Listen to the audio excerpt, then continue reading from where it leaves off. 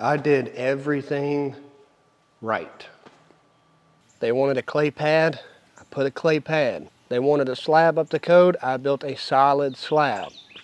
They wanted an emergency shutoff switch. We put an emergency shutoff switch. They wanted a conduit dug underground to run the electrical line 220 foot. I did it. All of my outlets are ran in metal protected conduit. They're all grounded. Everything is done up to code. All inspections have passed. The building inspection passed, the foundation inspection passed, the electrical foundation passed, but they shut me down. And I'm going to have to backtrack to tell you the full story. I'm going to tell you I had to take a day to process all of this. Before this whole process started, I contacted the power company and I had the electrical engineer come out to my site, look at the job, and start the process of getting the power run or getting everything in place that I need to get power to the shop, because I knew that would be the longest process. A month and a half before we even started, the electrical engineer came out and said everything was fine. Dig the conduit for the line, everything else will be taken care of by the power company. I did it. I did everything the city, the parish, everything the power company required me to do. Everything is up to code. Fast forward to now, the shop is built. 2 weeks ago, I'm ready for power. The power company comes out and says they're not going to run power. Not only are they not going to run power, but now they have to redesign the entire circuit, put a new transformer, run heavier gauge wire, and then maybe they'll get around to running the line underground. Typically wouldn't be a long process, but right now there's a national shortage on transformers, which is the main component that has to be redesigned. Redesign process. Now, don't forget, this is the day that I'm supposed to get power to my shop. The redesign process, just so you know, Mr. DePhillips, is going to take 2 weeks. And then there's going to be a 10-week delay in getting power run after the redesign process. What? The day they're supposed to run power, the contractor comes out, gives me a massive fit about nothing. I wound up having to run the contractor off my property. That's when the power company sent the engineer out and they decided they had to redesign the entire thing. And so now it's going to be 12 weeks before I get power. But here's the icing on the cake. I got an email a few days ago. It said I'm not going to get a meter until February 24th of 2024. When I got that news, I was absolutely livid. I cannot tell you how frustrated I was. That was a terrible day for me because I've just invested a lot of money into this project, a lot of money. And when I asked the power company, so what am I supposed to do with this shop for the next basically 6 months? They said there's nothing they could do about it. It's just going to have to sit here until I get power. That didn't work for me. As you can probably guess, I spent about an hour being very, very angry. Didn't sin in my anger, but I was very, very angry. So about an hour passes by, and I said, you know what? I'm an American, red-blooded American male. I'm going to get power to my shop, whether they like it or not. Did I get power to my shop? You tell me. Them lights are on? Uh-oh. Let's try the table saw.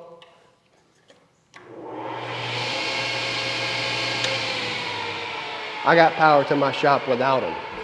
So on the backside of my property, there's a camper hookup that's run to a 40 amp breaker. I got to looking at it and I said, you know, I don't use this 40 amp breaker. Since I've moved into this house, I haven't used it. Maybe I can put it to use. So I consulted the electrician that did the electricity work for this shop, and I asked him, hey, you think I can run this wire to my shop? He said, absolutely. And so what I did was I unhooked the hookup and I tied a new 10 3-gauge wire to the hookup that's in the backside of my property, and I ran about 150 foot of wire to my panel box. Let me show you how ghetto this is. You can't see, there it is. That's my power, but it works. So basically what had to happen was, if I can get my panel box open, let me lower you. Let me focus.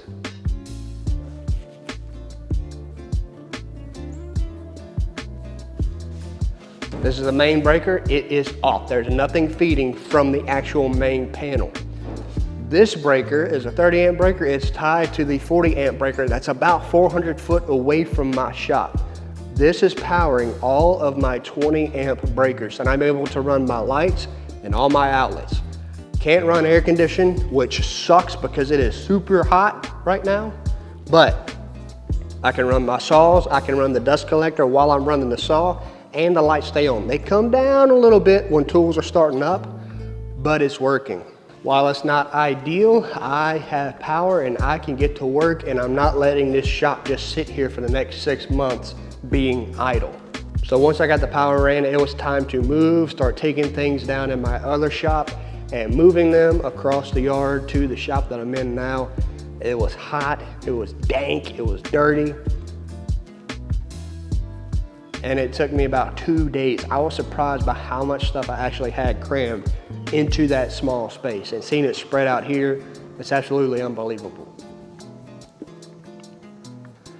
Moving the table saw was an absolute monster. That was a hefty saw. Moving that table saw was probably the hardest thing to do. I was able to do it myself. With the dolly, I was able to do it myself. Yes, I was stove up and sitting up the next day with a little soreness of the back, but I got it in. Started moving the rest of the tools. Once I got power, started organizing. I didn't really record that. Like I said, it was disgusting. I may or may not have even had clothes on working half the time. So I think it's time to show you where we're at. This is one of the half walls by the garage door. I have this wood I just bought. That slab, I'm super excited. I have no idea what I'm going to do with it yet, but I'll figure it out. Some other wood I've been sitting on for a while. You'll have to ignore the glisten that is on my glorious body. It's 100 and something degrees and it's only 10 o'clock in the morning. So let's do an impromptu shop tour. Obviously the door. That's everything we got so far. If you've been following the channel, you've seen some pictures I've posted recently. I'm trying to keep you up to date with what's going on. It's been very hard because it has been extremely hot. Even with the spray foam, it still gets very hot in here, and I'm just disgusting, too disgusting to film. That's why I got out here as early as I could this morning before it really gets to the heat of the day. We have a massive drought in my area and a massive heat wave that has been unrelenting. So when you walk into my door, you can turn right. This is what you see. It's probably not going to be the permanent solution, but it's what I got for now. And I'm actually surprised that I had all of these tools crammed in my small area. It doesn't fill up this shop. It doesn't fill up this shop by any means, but I am surprised at how many tools I had available and how much work I had to do to get everything up on the walls and back into the cabinets. These are just the cabinets that I had the miter saw set on in the other shop. This is the cabinet that I had directly opposite that wall. I combined these together and made a makeshift miter saw station. The French cleats I had on the wall, the sign, a few little tools in the tool holders. Now, I didn't take the cabinet with me that I built a few videos ago. My wife actually wanted to use that for her business. She moved into the last shop that has air conditioning. And she kept that cabinet and is using it. She's actually using the X-Tool P2 that I received, and she started a whole company using that tool, which is fine. But that's why you see these power tools just sitting on the cabinets. They're not in the way because they're behind the miter saw fence. I'm actually fine with that for now. I didn't feel like building a bunch of separate little tool holders when I know I'm going to rearrange this shop about 50 times within the next year. So I'm happy with that. The tools are up and out of the way. The thought process behind it is these are all the tools that I need to break down material. Never had to really think about workflow before because the shops have always been so small, but other than the sanders that are in this area here, all of this is for breaking down material. It's not really finished work tools. So you see the sander, planer, got the Festool track saw down there, got the Festool sander, the Festool domino joiner is gone. I sent it away to its new owner. I thought it would be a forever tool, but anyway. Basic tools. The drawers are full of stuff. You saw that in the last shop tour. I'm not going to show you all that again. Moving further down this wall, this is where I have my vacuum set up at. I'm actually going to build more cabinets to take up this entire wall because I do plan on taking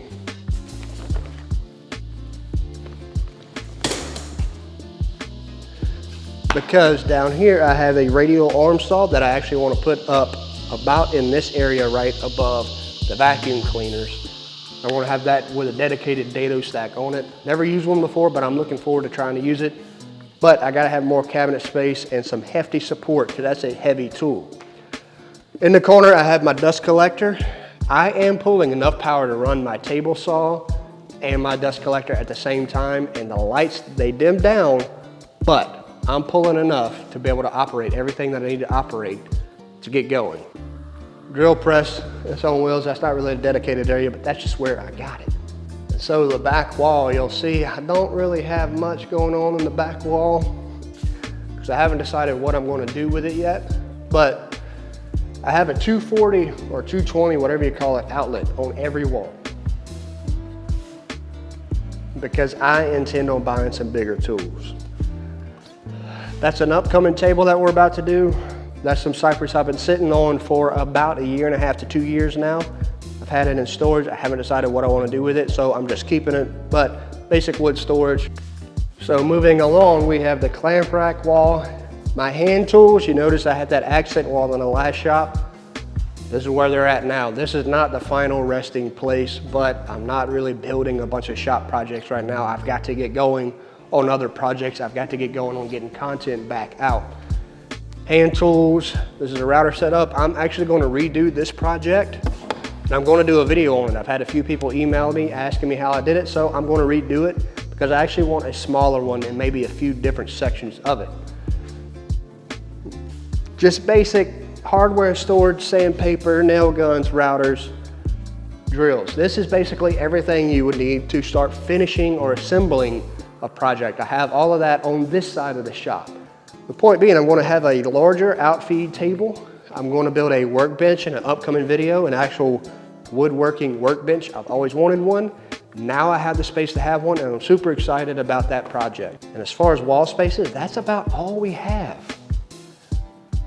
We got the table saw. If you would focus. So I have the table saw pretty much in the center of the shop, and I have my infeed and outfeed running the width of the shop rather than the length. I'm never going to run a 20-foot board through this table saw, especially if I can help it. So I decided my infeed and outfeed will go the width of the shop rather than the length of the shop. This doohickey here is so that I can put my air cleaner up above the table saw. I actually had to mount this after we finish this video. Like I said, I'm starting to get disgusting already. I am not going to be soaking freaking wet on film. So this is just a basic frame that the air cleaner is going to fit in the middle of, and it'll have some storage for other pipe clamps or whatever I decide to put in it. So over there is my current junk corner. That's everything that doesn't have a home, or almost everything that doesn't have a home. Got my air cleaner. It'll be up hopefully by the end of the day today. This is some extra plywood. I need to talk to you about plywood. You've got to know this. If there's a lumber mill in your area, go there for your plywood. 1/2-inch birch cabinet grade plywood at the Home Depot was $65 a sheet. For terrible quality wood, like maybe 4 laminate layers. I went to the lumber mill in my area, way higher quality grade plywood, 1/4-inch birch cabinet grade was $25 a sheet. That's how I was able to do all of my walls, a fraction of the cost. If you don't have a lumber mill in your area or a hardwood dealer in your area, I'm sorry for you, but it might be worth a trip to travel to a town that does, because the savings are astronomical in my experience, especially on plywood. It makes no sense because usually they're way more expensive. But that's how I was able to do all of my walls, and I'm proud of how I did it. The sheets match up. You notice the lines. I'm going to go back and sand the lines for the screws. But I was pretty anal about doing this as organized as I possibly could. I am not going to go back and fill in the screw holes because they don't bother me. This is a shop. I am going to go back and sand these lines. I did a screw at 2 inches on the top and bottom and every foot between on every stud. Everything is straight, crisp, clean. I like it. And so that's what I'm looking forward to about this shop. I like a clean, organized shop. That's just my preference. You don't have to like it. If you like a messy shop, that's how you work best, that's on you. I like a clean, organized, everything has a spot type of shop. The walls being no less clean and organized, I want them screwed straight and spaced out evenly on every sheet. Now, I still do have some hiccups. I have a lot of these outlets where I cut the hole way too big and I wound up wasting a whole sheet of plywood because I couldn't use it in another area. My 240 outlet on that wall, the hole is about an inch too big sitting on the bottom. I messed up quite a bit, but I was still able to make it the way that I want it to look. Is it perfect? No, but I like it. I love it. Oh, I'm loving the new shop. I still can't believe that I'm in this type of space. Like I said, I started out in a shipping container. And to be in a 1,200 square foot shop is blowing my mind. It is so hard to get used to having to walk across an entire area just to get a tool that I need. So I gotta improve the workflow, but I'm excited about it.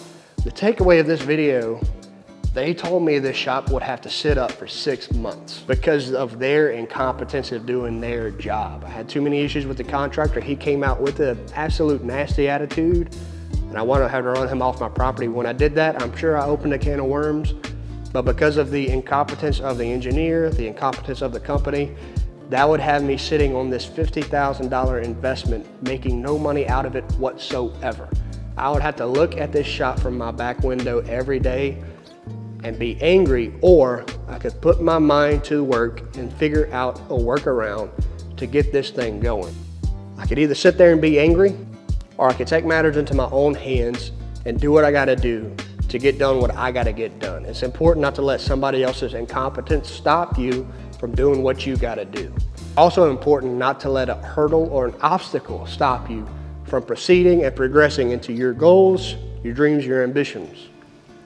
I got angry for an hour and I spent the rest of that day plotting and planning, and my brilliant mind came up with this solution. Yes, it was more money than I wanted to spend. It's $350 in wire that I should not have had to spend when I've already spent almost $50,000 to get everything ready.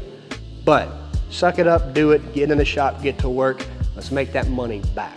I hope you liked the video. I'm gonna get back to work. I'm actually gonna go change because I'm getting drenched in sweat right now. Like and subscribe. We got a lot of different content coming up. I'm actually planning the next video. I've had to order costumes for an upcoming video. It's gonna be hilarious. So like, subscribe, stay tuned. Thank you for watching. Thank you for the support. This would not be possible without you. Thank you.